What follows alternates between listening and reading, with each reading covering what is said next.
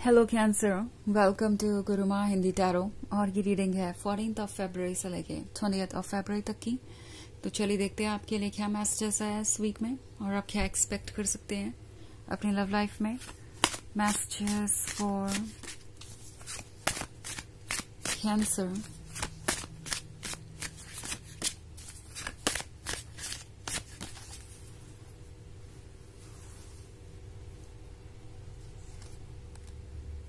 The Empress, Seven of Scepters, Five of Knives, Three of Skulls, and Four of Skulls. Okay. So, लगता है जैसे आप किसी situation को समझ नहीं पा रहे हैं। एक ऐसा पर्सन आपके जीवन में आ गया है जो आपको काफी सारे मिक्स सिग्नल्स दे रहा है। उनका बिहेवियर चेंज होता रहता है। कभी ये पर्सन दुनिया का सबसे स्वीटेस्ट लवर नजर आता है, कभी ये पर्सन दुनिया का सबसे बेरहम लवर नजर आता है, जिसे कोई परवाह ही नहीं कि उनका लवर क्या फील कर रहा है और क्या नहीं। वो बस अपनी बातें करते हैं, बस अपने तरीके से ही चीजों को आगे बढ़ाना चाहते हैं।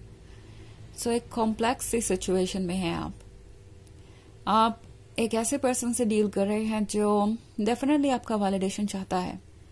आपके प्यार की वजह से ये पर्सन खुद को स्पेशल समझने लगा है, क्योंकि इससे पहले ये फीलिंग्स उन्होंने कभी महसूस नहीं की। ऐसा कभी उन्हें लगा ही नहीं कि वो इतने भी इम्पोर्टेंट हो सकते हैं किसी के लिए। आपके आने के बाद उस पर्सन को लगने लगा कि उनकी लाइफ का कोई पर्पस है, वो डिजायरेबल है और कोई उन्हें ऐसे भी प्यार कर सकता है। बट धीरे धीरे इस पर्सन ने चीजों को टेकन फॉर ग्रांटेड लेना शुरू कर दिया और अब ये फील कर रहे हैं जैसे कि उन्हें कोई मास्टर प्लान मिल गया है। यानी वो जैसे चाहें वैसे आपको मैनिपुलेट कर सकते हैं। आप इस रिलेशनशिप में रहेंगे भी, उनसे क्वेश्चंस भी नहीं पूछेंगे या फिर उनसे कोई एक्सपेक्टेशंस भी नहीं रखेंगे। वो आपको कंफ्यूज करके रख सकते हैं और बस इतना ही काफी होगा आपको यहाँ रोके रखने के लिए। उन्हें बस अटेंशन चाहिए और प्यार चाहिए और ऐसा लगता है कि वो उन्हें मिल रहा है enough. At the same time ये पर्सन अपनी तरफ से कोई कमिटमेंट करना नहीं चाहता। लगता है जैसे कि आपको बस कमिटमेंट्स देते हैं, उसे पूरा नहीं करते। और कई बार आपको ये भी लगता है जैसे वो आपको जज कर रहे हैं या आप ही को रिस्पॉन्सिबल ठहरा रहे हैं जो कुछ भी हुआ उसके लिए। And then very next moment में ये पर्सन फिर से वही स्वीट इंसान बन जाता है जिससे आप मिले थे। फिर से वही रोमांटिक बातें, फिर से आपके क्लोज आने की कोशिश। और ये लगता है एक साइकिल बन गया है जहां आप दूर होते हैं, फिर पास आते हैं, फिर दूर होते हैं, फिर पास आते हैं। उन्हें लगता है कि ये वर्क कर सकता है, इससे आप इस रिलेशनशिप में बने रहेंगे। 3 ऑफ स्कल्स का कार्ड है, तो मैं देख रही हूँ कि आपने इस रिलेशनशिप पे काफी मेहनत की है। आपने बहुत वक्त दिया है, उन्हें अटेंशन दिया है, अपनी तरफ से आप 100% करते आए। कुछ कॉम्प्रोमाइजेस और सेक्रीफाइसेस आप अभी तक कर चुके हैं, कुछ आपसे करने की उम्मीद की जा रही है।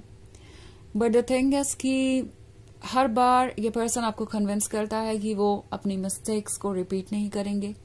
हर बार आपको कमिटमेंट देते हैं, आप फिर से पूरे भरोसे के साथ इस वर्क को कंटिन्यू करने में लग जाते हैं।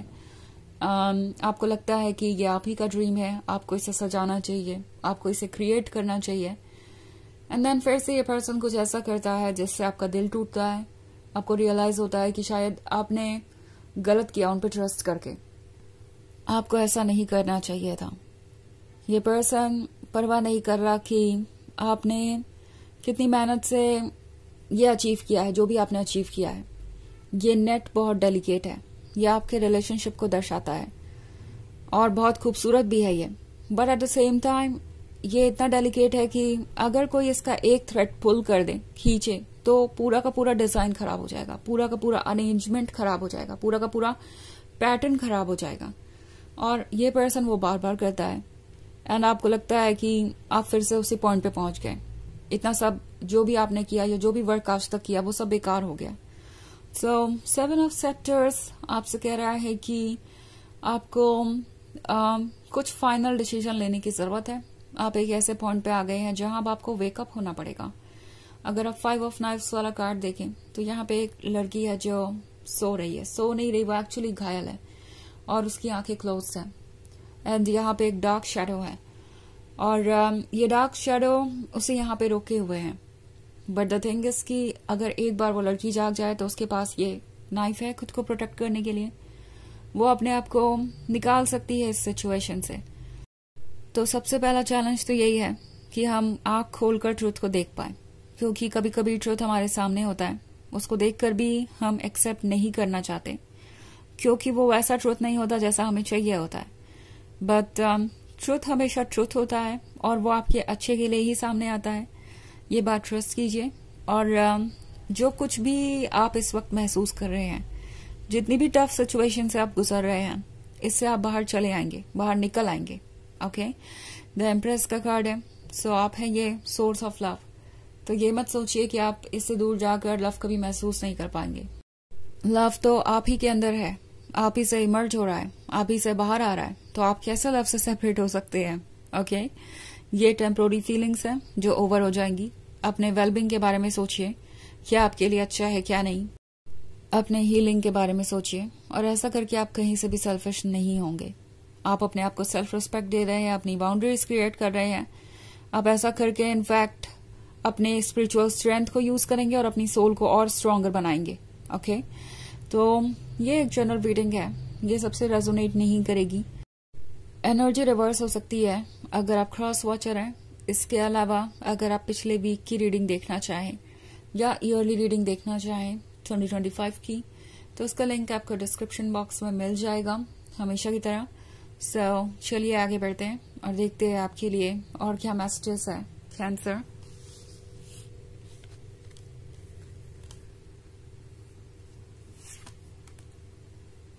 Seven of Grails, Queen of Scepters, Two of Grails, Six of Knives, and Lord of Scepters. Okay. So आपके पास है Queen of Scepters. Queen of Scepters आपको आपके उस साइड को याद करने को कह रही है जो इस पर्सन से मिलने से पहले काफी एक्टिव था। वो बोल्डनेस, वो ब्यूटी, वो करेज, वो सब कुछ अभी भी आपके अंदर है। ये आपका हिस्सा है, कभी भी आपसे दूर नहीं हो सकता। सो रिमाइंड करना जरूरी है कि आप कौन है। 6 ऑफ नाइफ्स का कार्ड है, तो वैसे भी ये पर्सन बस ट्रिक्स करके देख रहा है। इट्स लाइक चलो ये माइंड गेम खेल के देखते हैं कि इसका क्या असर होता है कैंसर पे। क्या वो सीरियसली मेरी बातों को कंसिडर करते हैं, क्या इसका कोई असर आता है या नहीं। सो ये पर्सन बस वॉच कर रहा है, देख रहा है कि आप किस हद तक जा सकते हैं, आपकी लिमिट्स टेस्ट कर रहे हैं। ये लॉर्ड ऑफ सेप्टर्स का कार्ड है। सो ये उन लोगों में से हो सकते हैं जो काफी चार्मिंग है बट इनका बिहेवियर फ्लर्टेशियस हो सकता है। ओके, आपको पास पाना चाहते हैं, मतलब 2 ऑफ ग्रेल्स है तो आपको पास ही रखना चाहते हैं और हर ऐसी चीज कर रहे हैं जिससे आप उनसे दूर हो जाएं। 7 ऑफ ग्रेल्स का कार्ड है। सो ये पर्सन डेफिनेटली जानता है कि वो आपके लव से एडिक्टेड है और कहीं ना कहीं उन्हें ये भी पता है कि आपको भी उनका प्यार चाहिए। तो उन्हें ये लगता है कि ये शायद आपकी मजबूरी बन जाएगा और वो जो चाहे वो कर सकते हैं। 2 ऑफ ग्रेल्स आपसे कह रहा है कि जो भी आपको परफेक्ट लगता है वो आपको जरूर मिलेगा, बट इस पॉइंट पे जरूरी है कि आप बाउंड्रीज ड्रॉ करें। ओके, अगर कोई सिचुएशन ऐसी है जिसमें आपको रहकर सफोकेटेड महसूस हो रहा है तो उस सिचुएशन से दूर जाना ही ठीक है। एंड बाय द वे, जो लव आप डिजर्व करते हैं वो आपको मिलेगा ही मिलेगा।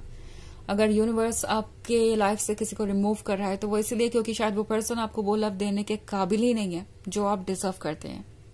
सो चलिए देखते हैं आपके लिए ऑरेकल मैसेज क्या है।